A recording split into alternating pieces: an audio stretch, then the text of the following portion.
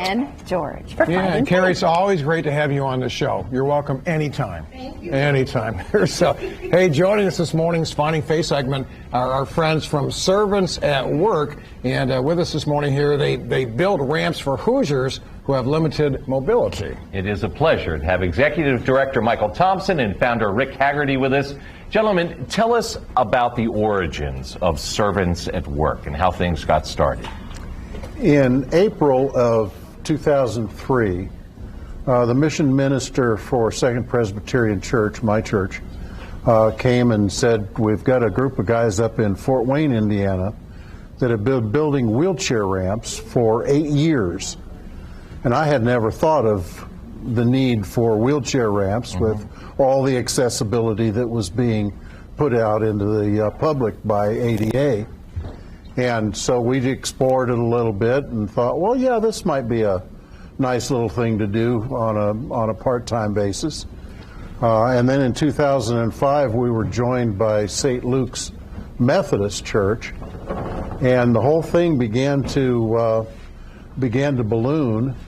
And over the years, we've added dozens of church partners, dozens of social agency partners, social civic groups, Rotaries, Kiwanis, and so on. Just expanded out. Huh?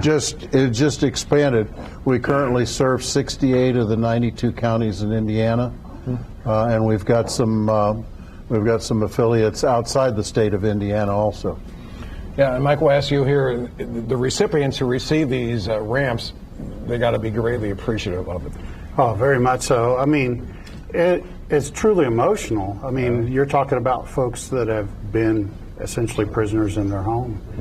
Most of them don't have family, or they don't have anyone they can depend on to help them get out of their homes. A lot of times they rely on emergency services.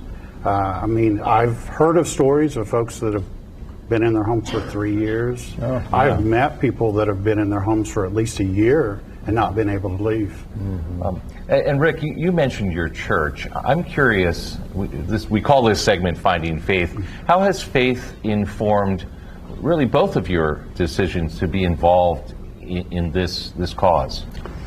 It's really pretty amazing. I tell people that after 20 years I shouldn't be amazed, but I am amazed almost on a daily basis with the way things come together.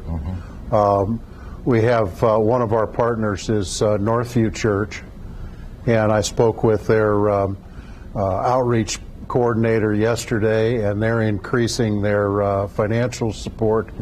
They're helping us to increase the volunteers in their other campuses in Anderson and Kokomo and Lafayette and around the state. So I think that the faith basis of what we do has been the rock of what we've built on, and the volunteers are extremely faithful.